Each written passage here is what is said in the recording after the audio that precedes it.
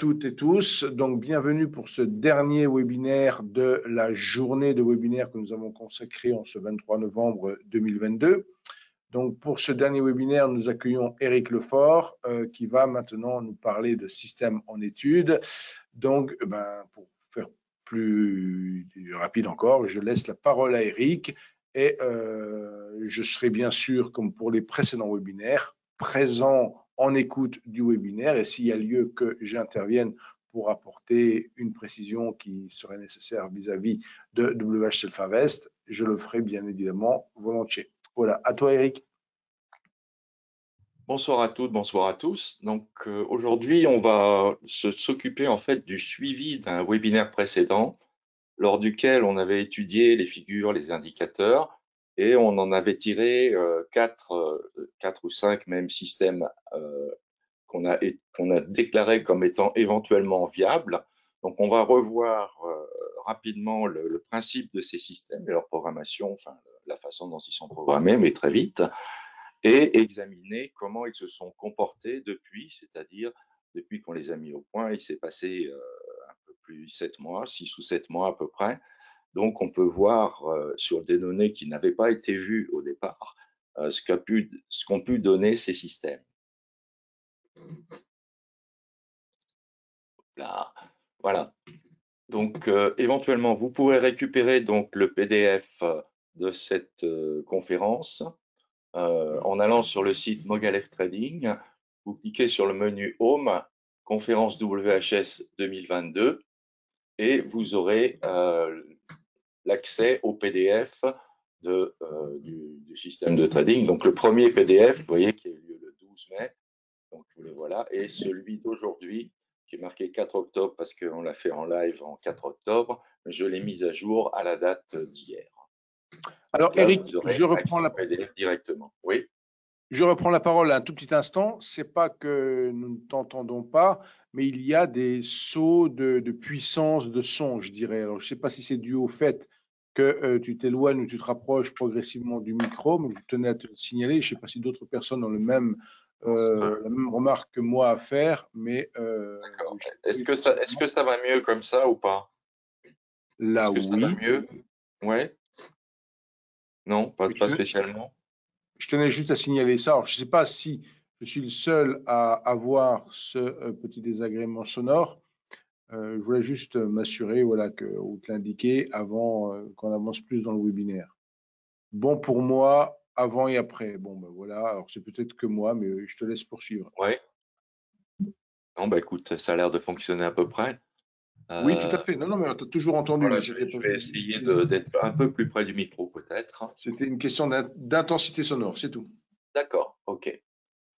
Donc voilà pour récupérer donc les PDF, hein, c'est assez simple. Le site Mogalef Trading, menu Home, conférence WHS 2022. Vous aurez accès également à toutes les conférences précédentes et à leur PDF, et accéder au PDF et vous l'aurez directement. Alors le premier système qu'on a examiné, en fait, c'était un système de cassure haussière sur le Germany 40. Alors les cassures haussières, c'est relativement simple, hein. C'est un indicateur qui est en standard sur WHS, qui s'appelle Bullish Breakout. Et vous voyez qu'il trace en fait des lignes liant deux sommets, le deuxième sommet étant inférieur au premier. Et dès que le cours de clôture en fait dépasse la prolongation de cette ligne, alors le système passe à l'achat. Donc les caractéristiques de ce système, c'est qu'il n'y a pas de stop. On a mis simplement un time stop, c'est-à-dire on va rester ici 14 fois 60 minutes, donc beaucoup, en position. Les paramètres en fait du bullish breakout, vous voyez, il s'appelle EL bullish breakout, sont ici. Ils n'ont pratiquement pas été modifiés.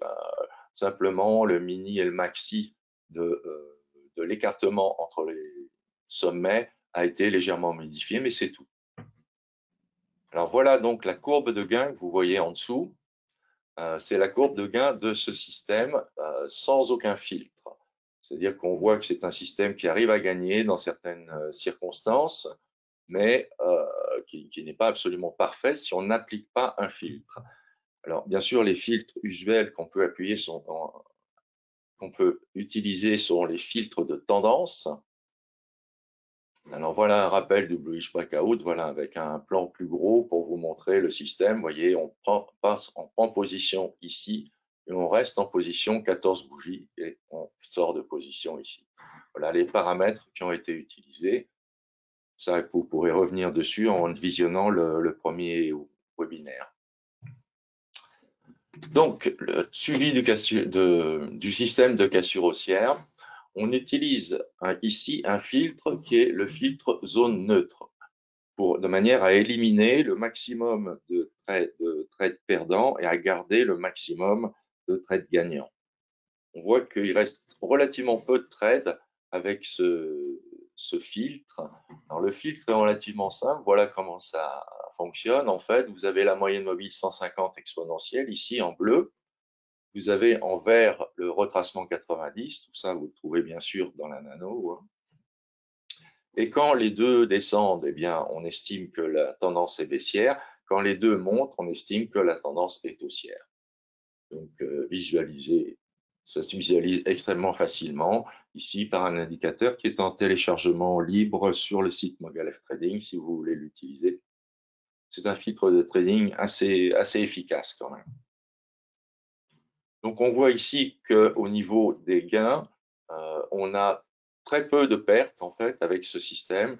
Et les gros gains, on les a et on a quelques petits gains ou trades relativement neutres.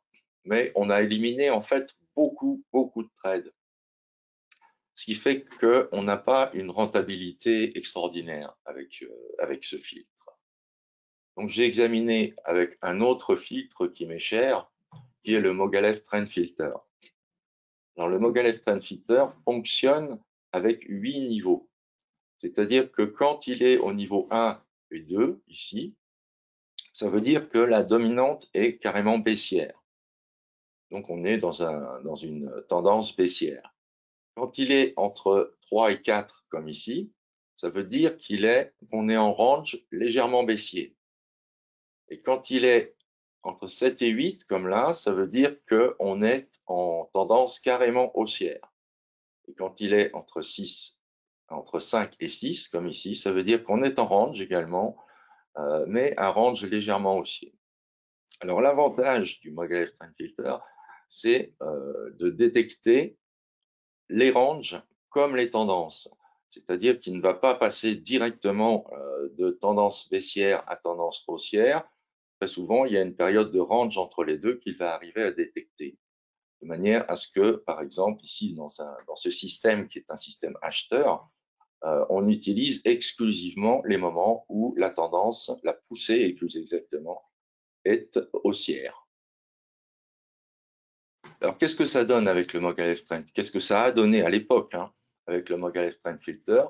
On avait une courbe de gain qui était assez régulière, un petit peu plus efficace quand même qu'avec le filtre précédent.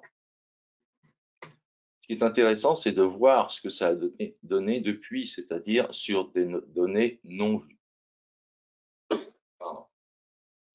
Donc là, vous avez un graphe qui reprend l'ensemble en fait des cours avec la première partie qui était les données non vues ici, sans filtre, les données non vues, c'est-à-dire les données qui ont permis d'établir le système. Et en rouge, vous avez les données qui n'ont pas été vues, c'est-à-dire ce qui s'est passé depuis qu'on a mis le système en route en fait.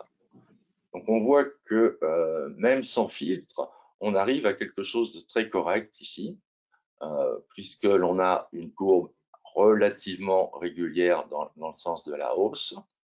Par contre, ici, vous avez toutes les caractéristiques, en fait, de la période d'étude, ici, et de la période non vue. La période rouge, c'est là. Donc là, vous avez tous les chiffres, toutes les caractéristiques. On remarque que le pourcentage de trades gagnants, ici, a légèrement baissé, que le gain moyen sur perte moyenne a baissé également, Alors ça, c'est un petit peu normal parce qu'on a toujours, en fait, quand on met des systèmes en production, on a toujours une rentabilité qui est légèrement inférieure, quasiment toujours, hein, pas toujours, mais très souvent. Alors, ce qui est intéressant surtout, c'est au niveau du trade moyen. Sur la période d'étude, vous voyez, on avait un trade moyen de 68 points. Ça veut dire que à chaque fois qu'on rentrait, le trade pouvait être gagnant ou perdant, bien sûr, mais qu'en moyenne, sur l'ensemble des trades, on gagnait 68 points par trade. 68 points, c'est quand même pas trop mal pour un système de trading automatique. Et on voit que ce trade moyen a quand même été réduit sur la période non vue ici en rouge. Donc le trade moyen sur cette période n'était que, entre guillemets, 43 points. 43 points, ça reste encore extrêmement confortable pour un système de trading, surtout qu'il est relativement régulier. Par contre, ce qui est intéressant, c'est de voir ce que ça a donné avec les filtres. Donc, avec le filtre zone neutre, le premier filtre qu'on a vu, voilà ce que ça donnait donc en période de test et voilà ce que ça a donné en trading sur la période suivante. On voit que globalement, c'est gagnant effectivement, mais qu'on s'est pris ici une grosse perte. Hein. Une grosse perte qui explique que d'un trade moyen de 121 sur la partie d'études, eh bien sur la partie mise en production, je dirais, on a un trade moyen seulement de 47 points. Ce qui est à peu près équivalent à ce qu'on avait au-dessus sans filtre. Donc là, on voit que le filtre n'est pas réellement très efficace en fait. Donc voilà ce que ça donne maintenant avec le Mogilev Trend Filter. Donc toujours ce système de cassure haussière, hein, je vous rappelle. Donc on avait ceci comme courbe de gain pendant l'étude et voilà maintenant la courbe de gain depuis. Donc vous voyez que depuis, sur les données qu'on n'avait pas vues, donc on a une courbe de gain qui est aussi ascendante. On voit ici, on s'est pris quand même un petit coup de semonce là, avec une petite période perdante qui était quand même relativement supportable. Et vous voyez qu'au niveau du trade moyen, au niveau du trade moyen, en fait, je vois une question, c'est pour ça que je suis un petit peu perturbé. C'est une question d'Angélique à propos du Mogilev Trend Filter. Est-ce qu'il ne va jamais entre 4 et 5 C'est pas significatif. Vous avez 1, 2, baissier, 3, 4, range baissier, 5, 6, range haussier, et 7, 8, poussée haussière. Donc, il y a une différence en fait entre 4 et 5, ce n'est pas la même interprétation de la poussée. Donc je reviens sur le courbe de gain et nous avons ici, on le remarque, un trade moyen qui a diminué sur la période non vue par rapport à la période d'étude, mais pas du tout de façon drastique puisqu'on reste sur un trade moyen de 79 points. 79 points en moyenne, donc à chaque fois qu'on rentre, en moyenne, on gagne 79 points, ce qui est extrêmement confortable.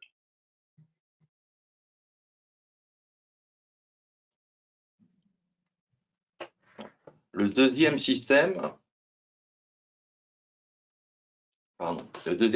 c'est un système sur le Relative Time Index, le RSI.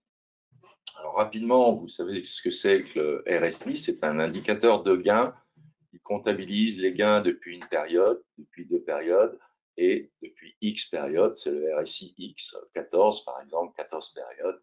Ensuite, on ramène entre 0 et 100 avec une moyenne à 50, c'est-à-dire en dessous de 50, ça perd en moyenne, au-dessus de 50, ça gagne en moyenne.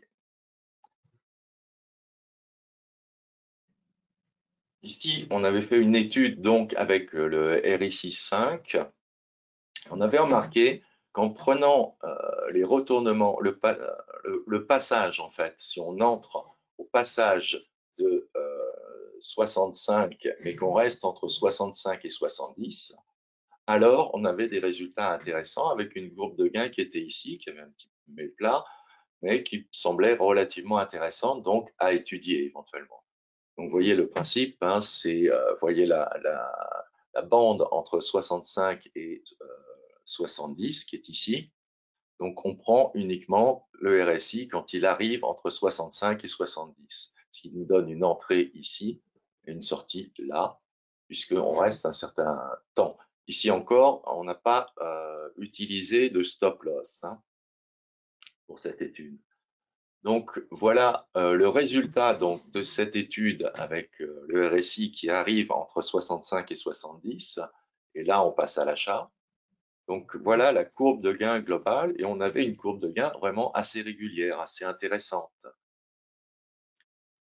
Ça, c'était avec le filtre MTF, hein, bien entendu. Et vous avez les caractéristiques à chaque fois du filtre MTF visibles.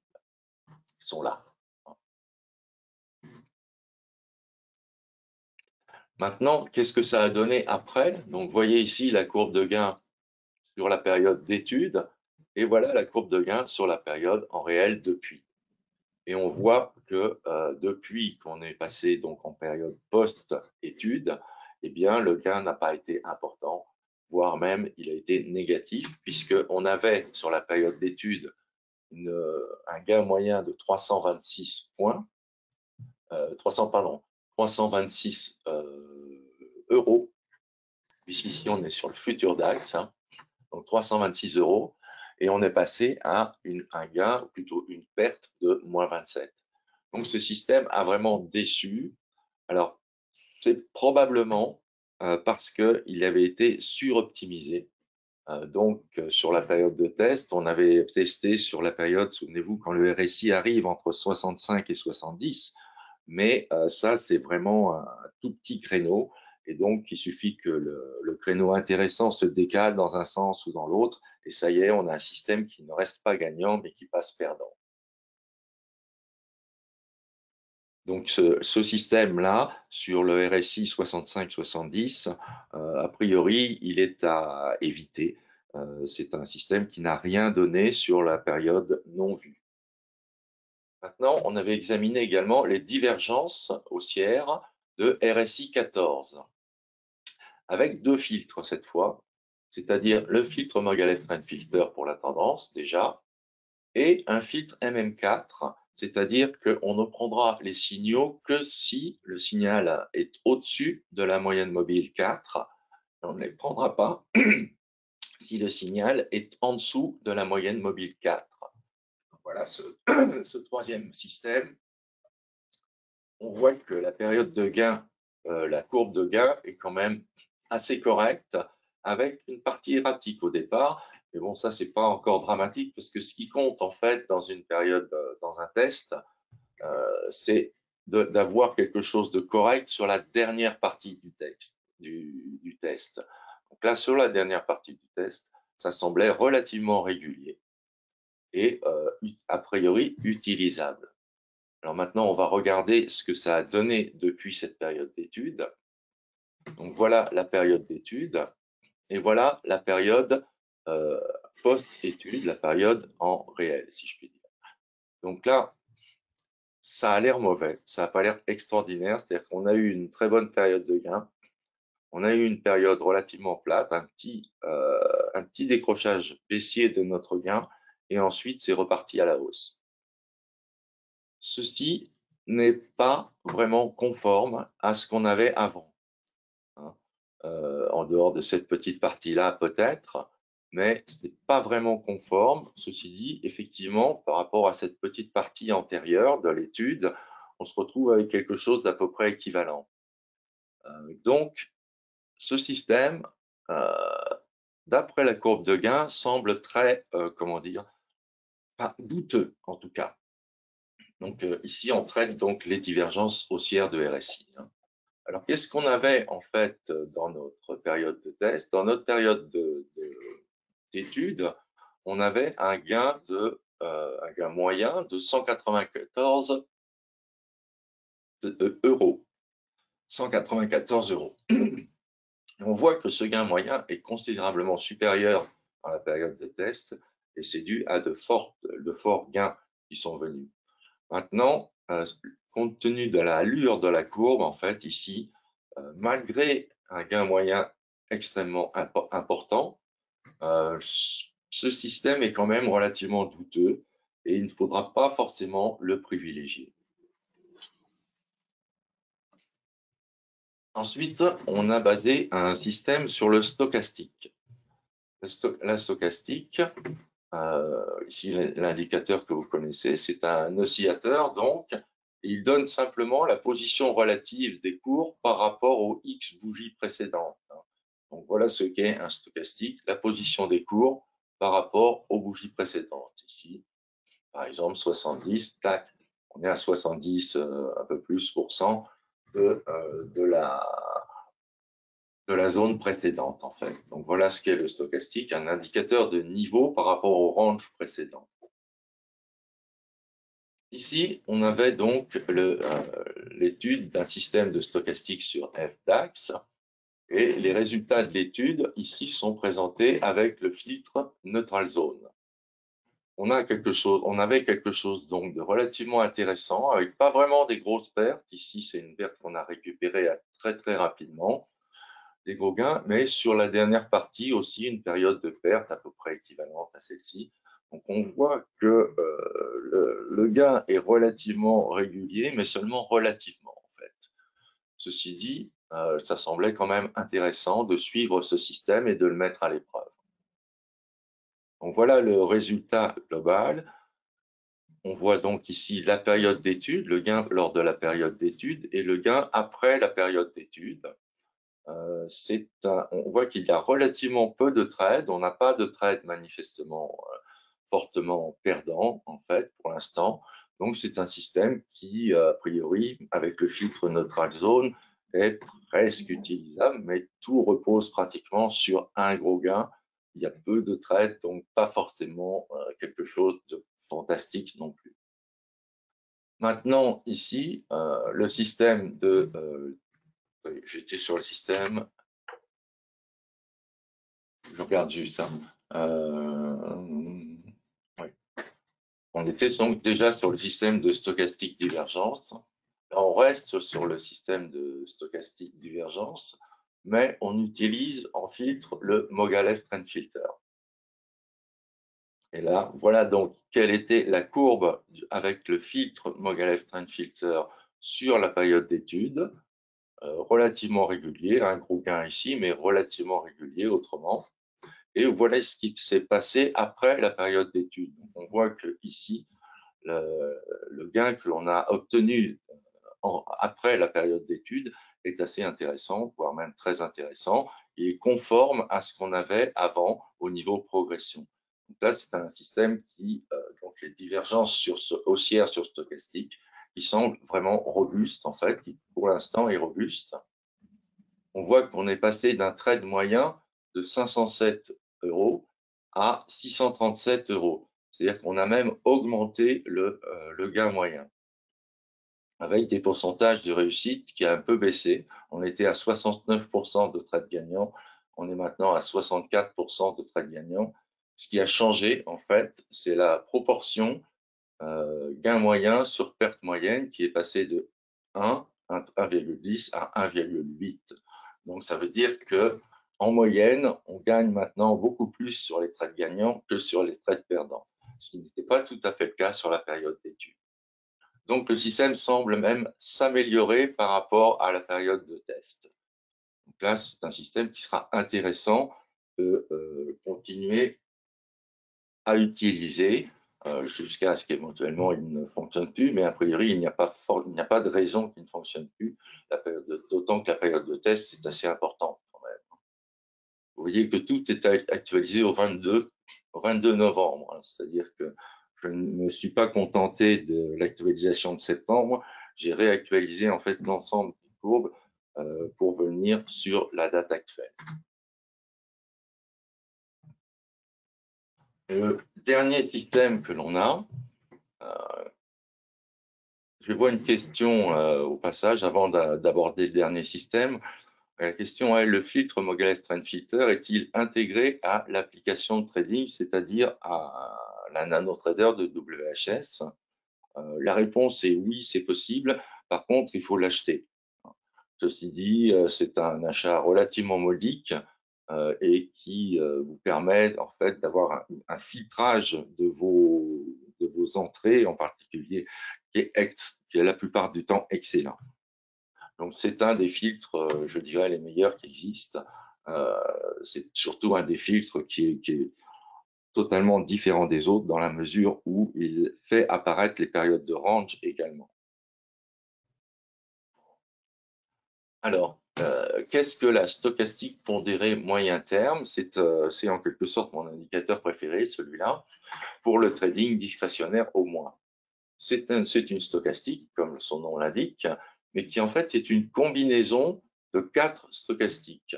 Une stochastique 5, une stochastique 14, une stochastique 45 et 75. Les deux rapides, la 5 et la 14, servent au timing. La 45 et la 75 servent pour éventuellement les grands cycles, mais aussi la tendance générale. Donc, avec ceci, on obtient la courbe rouge que vous avez ici. C'est celle-là qui compte, c'est la courbe rouge. Comment ça fonctionne globalement? Si vous avez des oscillations de stochastique qui est dans une zone basse, ça veut dire que la tendance est globalement baissière.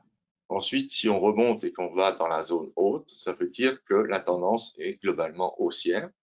Et ensuite, au niveau du timing, vous voyez, on attend simplement que la stochastique descende, on attend le retournement et on a un point d'entrée qui est assez intéressant. Ici, par exemple, vous entriez à la fin de cette petite bougie blanche. Ici aussi, vous avez un autre point intéressant, vous entriez à ce niveau-là, juste avant la grande blanche cette fois. Ici, vous avez un point d'entrée qui n'est pas extraordinaire par contre.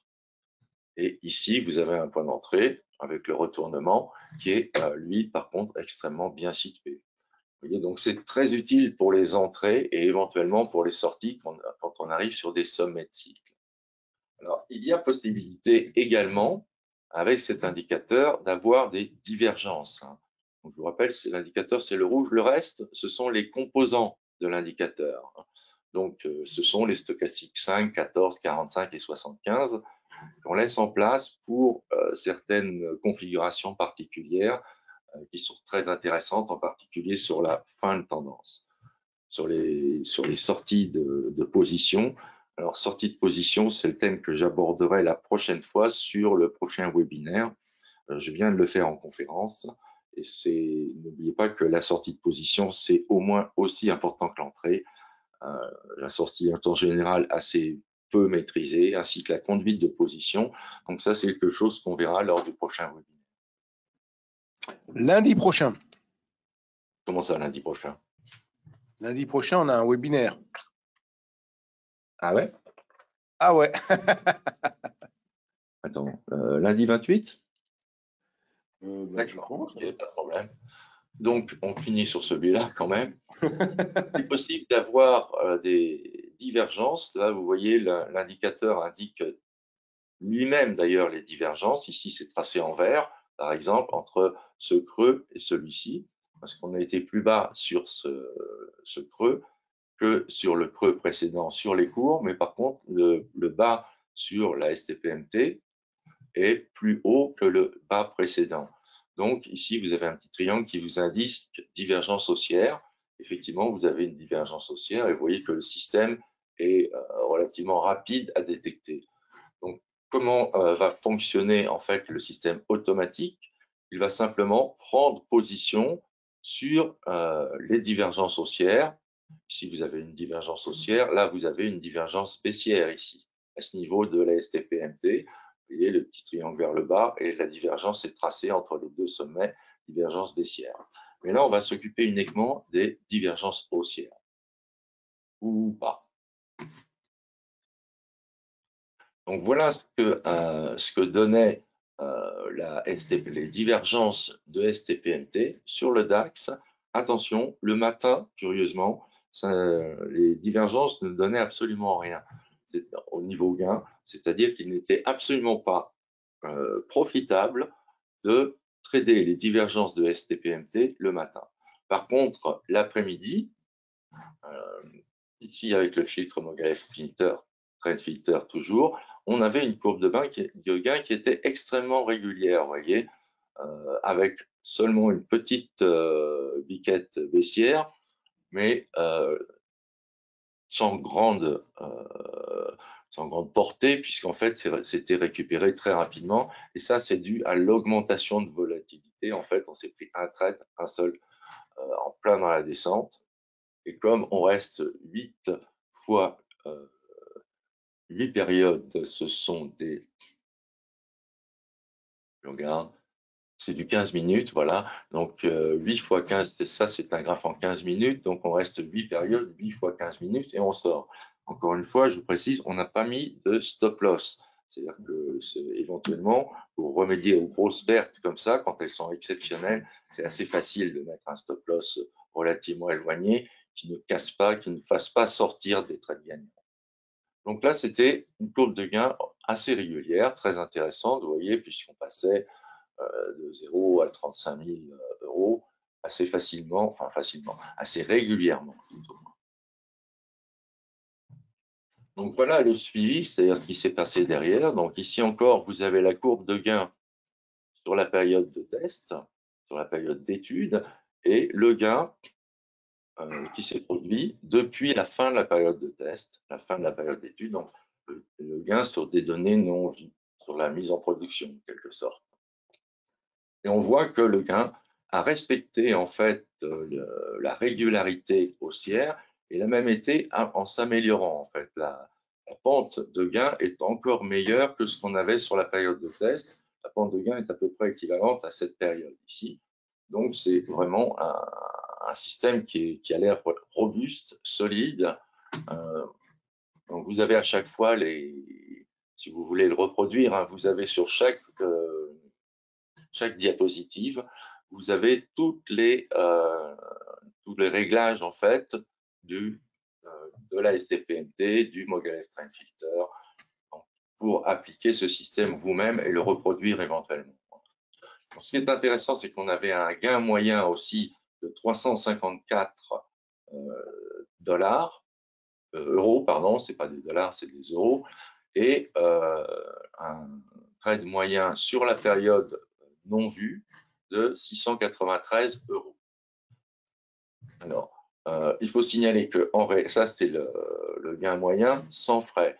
Donc, vous rajoutez éventuellement les frais si vous voulez passer en réel à ce niveau-là. Donc, les frais, il faut compter ici sur le futur DAX à peu près 25 euros de spread et, disons, on va dire 5 euros de frais. On est très large, mais bon. Donc, en gros, une trentaine d'euros par trade. Ça veut dire que le trade moyen ne sera pas en réalité de 693 euros, n'a pas été en réalité de 693 euros, mais en réalité, il a été inférieur, il a été de l'ordre de 640 euros.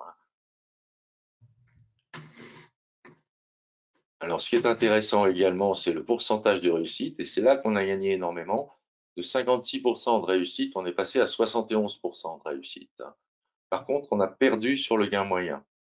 Le gain moyen par rapport à la perte moyenne, c'est-à-dire on gagne moins que ce qu'on gagnait précédemment par trade. Par contre, plus grand trade gagnant, trade moyen, par trade gagnant moyen, on gagne plus, mais on perd par trade perdant moyen.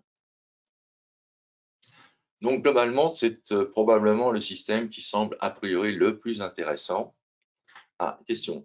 Bonjour, avez-vous testé cette stratégie sur un compte en argent réel? La réponse est non, puisque ça, c'est une période pour voir un petit peu l'évolution, pour sélectionner en fait les systèmes qui sont robustes. Et pour ça, on a besoin d'avoir non seulement une période d'étude, mais aussi une période de test en réel en fait.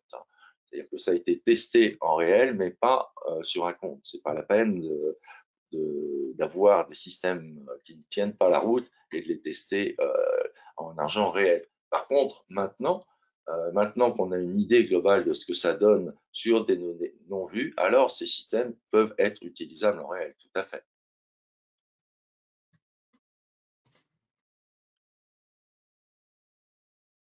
Alors, voilà une vision générale en fait, c'est-à-dire que le comportement des systèmes, ils étaient tous relativement satisfaisants, sauf un. Les performances sur les parties non vues, ont été un petit peu différentes, hein. Vous voyez que là, je vous ai mis les chiffres du trade moyen, en fait, sur la partie études et sur la partie non vue, en euros, hein. Donc, pour la cassure, pour que ce soit équivalent, puisque la cassure, c'est sur le CFD qu'on a fait l'étude, et les autres, c'est sur le futur. Donc, pour que ce soit équivalent, on a multiplié les résultats de la cassure par 25 pour que ce soit équivalent à un DAX futur, ici, en l'occurrence. Donc, la cassure montre donc un gain moyen sur l'étude de 2157 € et sur les données non vues, en moyenne, on gagne un peu moins, 1983 €. Le RSI divergence, qui était relativement faible, en fait, en gain, 194 €, c'est faible par gain, puisque je vous rappelle, on a à peu près 30-40 € de spread et de frais.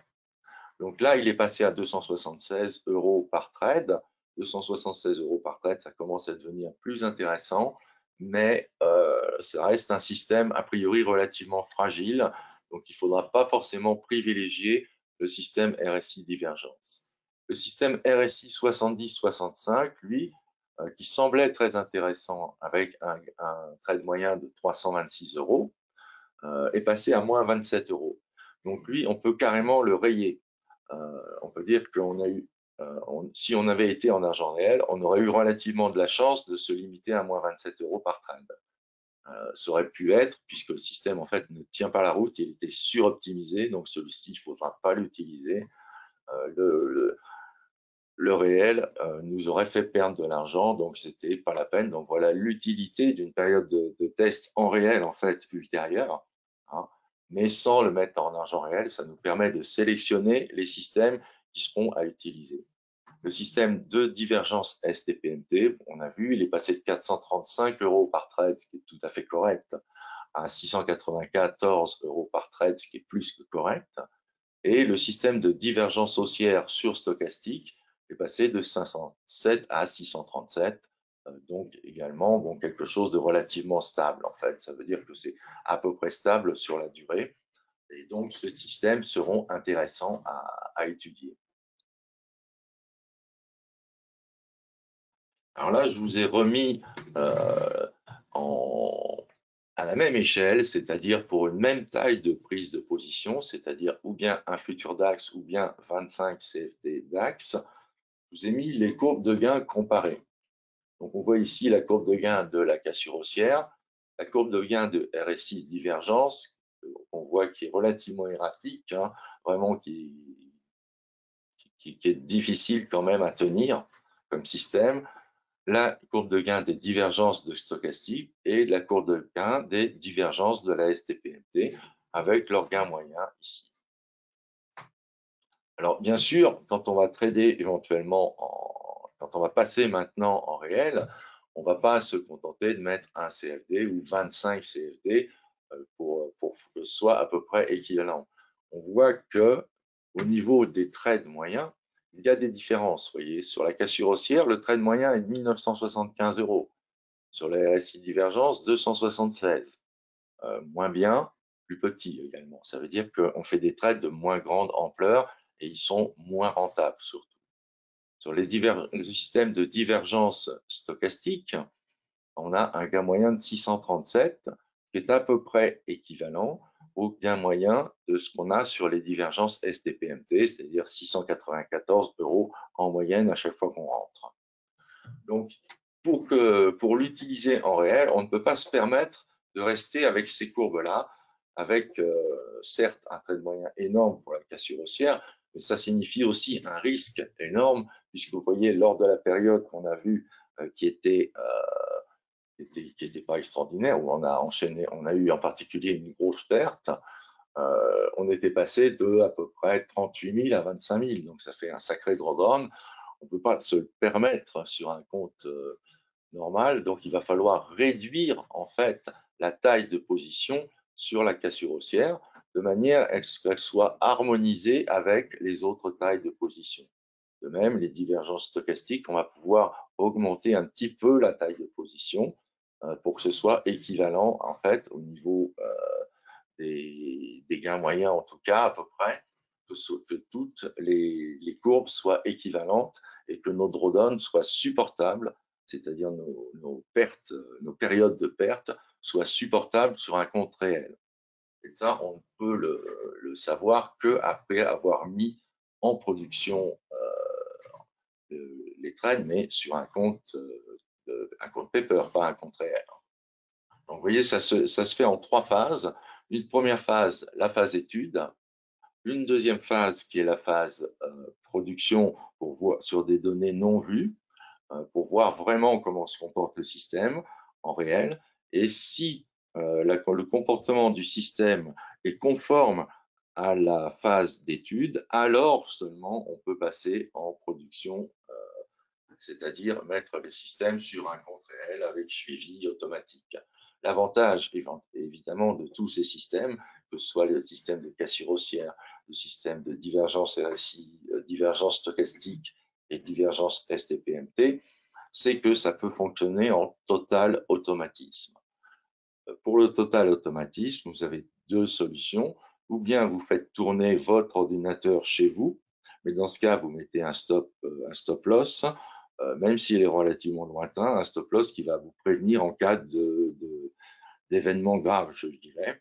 C'est-à-dire, par exemple, si vous faites un infarctus, c'est-à-dire si vous perdez définitivement, si vous perdez la connexion Internet à un très mauvais moment, c'est-à-dire si votre ordinateur explose, bon, là, vous aurez des gros problèmes.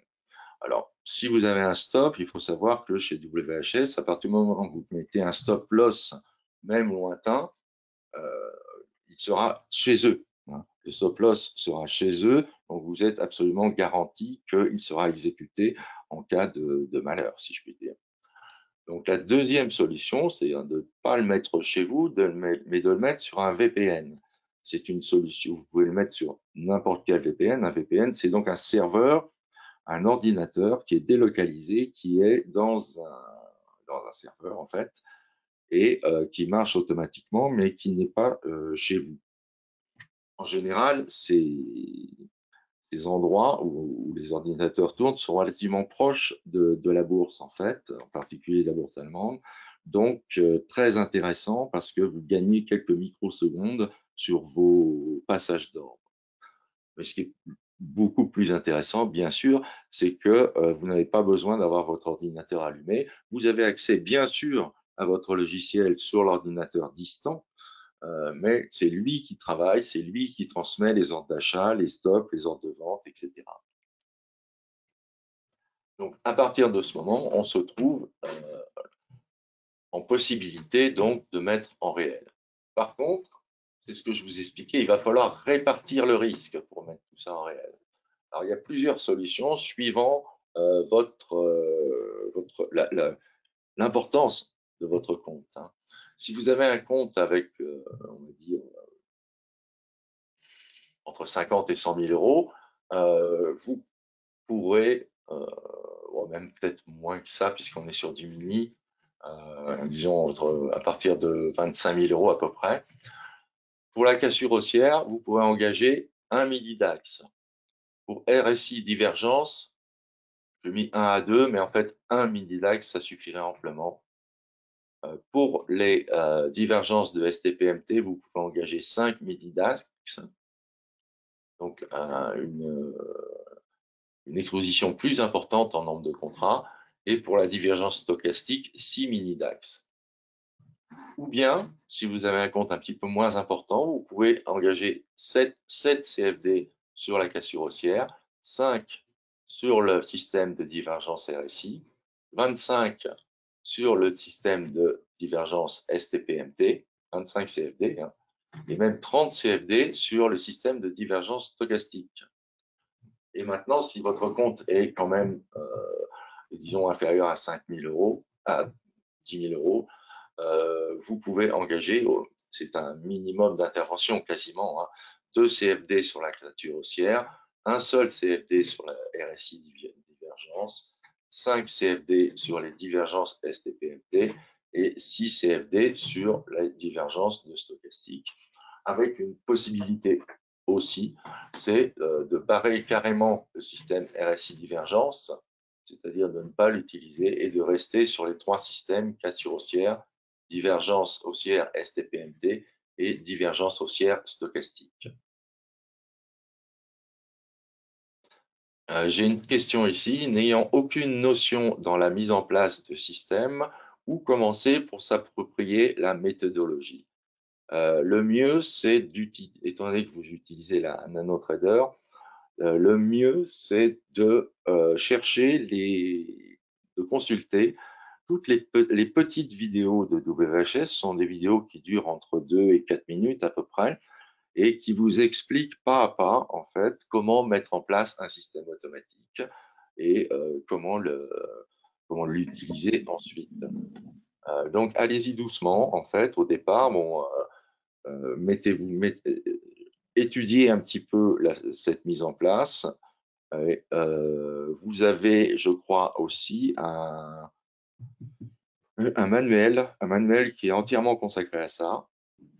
Alors, en complément de ce que nous dit Eric, vidéo que l'on trouve très facilement depuis le site Selfinvest, depuis le site whselfinvest.fr, en haut à droite, tout en haut à droite du site, au-dessus du menu, vous avez un onglet qui se nomme Client. Inutile d'être client pour le coup pour cliquer sur cet onglet. Vous cliquez sur cet onglet et vous allez trouver donc un menu déroulant. Vous choisirez CFD ou futur. Pour ce que vient de vous dire Eric, c'est la même chose puisque les ressources sont identiques et vous trouverez effectivement plusieurs lignes, enfin 2 lignes plus précisément, sur les ressources sur NanoTrader Full où vous allez avoir typiquement ce manuel de programmation et également les vidéos pour apprendre à programmer. Comme l'a dit Eric, ce sont des vidéos qui vont durer 2 à 3 minutes. Il y en a peut-être une quarantaine. Il ne faut pas hésiter à suivre ça. Je vois qu'il cherche le site dans les favoris. Je sais pas, voilà, c'est ça. Donc tout en haut à droite, il y a l'onglet client. Voilà, vous cliquez ici sur client. Vous prenez CFD Forex par exemple, premier lien. Et là, vous avez un lien NanoTrader Full, manuel de backtesting, manuel express et les vidéos pour apprendre à programmer. Voilà, les vidéos pour apprendre à programmer, elles sont juste à droite de ta souris, Eric. Et voilà, ici, vidéo pour apprendre à programmer, tu peux cliquer dessus. Et il y a le listing ici, voilà, il y a le listing de toutes les vidéos. Vous voyez, il y a quelques vidéos à regarder attentivement. Et là, vous allez effectivement, et dans tous les cas de figure, vous pouvez bien sûr revenir vers nous pour avoir du coaching supplémentaire. Voilà, n'hésitez pas à imprimer les manuels, hein, si vous voulez vous diriger vers le trading automatique. C'est beaucoup plus facile à utiliser qu'un manuel sur écran. Ça vous permet de mettre des notes, ça vous permet de passer très facilement d'un endroit à un autre. On finit par alors, la meilleure manière de faire, c'est de lire le manuel. C'est pas drôle, hein, mais ça vous permet d'avoir en tête ce qu'il est possible de faire, en fait. Et ensuite, vous commencez par quelque chose de relativement simple et vous compliquez progressivement les choses, mais il faut impérativement travailler dessus et ensuite se référer au manuel ou aux petites vidéos, retravailler, etc. C'est comme ça qu'on apprend, c'est en mettant en place les choses. Donc, je vous rappelle au passage, puisque je suis ici, donc voilà, je vous avais dit pour aller chercher le PDF, conférence 2022. Donc là, on est sur les conférences 2022. Et c'est ici, dans figure et indicateur, donc l'accès au PDF de la conférence d'aujourd'hui, ça. Ça, c'est l'accès au PDF de la conférence d'études, où on avait étudié les choses. Donc, on avait étudié plusieurs autres choses qui ne fonctionnaient pas ou mal également. Donc, ça peut être intéressant à voir. Et puis, vous avez le cycle en cours de formation, qui est à la fois chez WHS en physique et sur webinaire en version, je dirais, réduite, mais qui est enregistré en vidéo. Donc, vous avez la première partie qui était la psychologie ici. Vous avez accès au PDF et à la vidéo.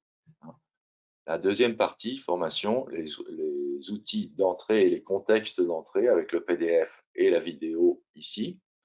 Et donc, bientôt, donc là, vous avez pour l'instant sur la formation, sur le numéro 3, bien sortir et gestion des positions. Vous avez l'accès au PDF, mais vous n'avez pas encore la vidéo. La vidéo est à venir. Hein. puisqu'on n'a pas encore fait le webinaire, c'est l'enregistrement du webinaire. La quatrième partie sera consacrée au stop et au money management. Je sors de là, je reviens là. Voilà. Donc en conclusion, on arrive sur la conclusion, puisque ça va bientôt faire 1 heure. Le système RSI divergence était trop juste, hein, la pratique est un peu meilleure, mais ce que je vous disais, il est quand même dangereux d'insister sur cette unité de temps en plus. Donc, c'est à prendre avec des pincettes, je dirais, éventuellement à supprimer. C'est quand même un système qui me semble relativement peu stable et assez risqué. Le système de RSI 65-70 qu'on a vu, il est perdant par la période non vue.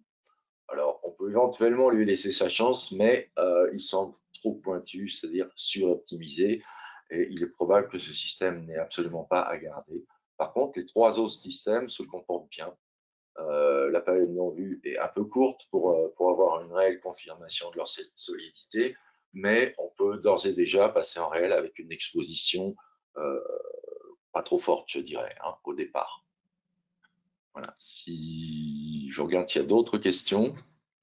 Alors, merci déjà Eric de ce webinaire et surtout pour moi, je vois toute la méthodologie de mise au point d'un système, mais que c'est clairement pas quelque chose qui se fait en 2 ou 3 clics de souris sur quelques minutes, mais que c'est un vrai travail qui prend du temps et qui va nécessiter effectivement d'être vérifié comme tu le fais maintenant avant d'être mis potentiellement en réel.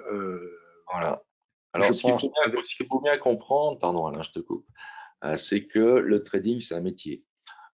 Un métier, ça s'apprend pas en 1 semaine. On prend pas une recette comme ça, on n'essaye pas de l'appliquer. Il faut impérativement comprendre ce qu'on fait et avoir étudié un petit peu, et même beaucoup, ce qu'on veut faire, c'est-à-dire ou bien le trading automatique ou bien le trading discrétionnaire.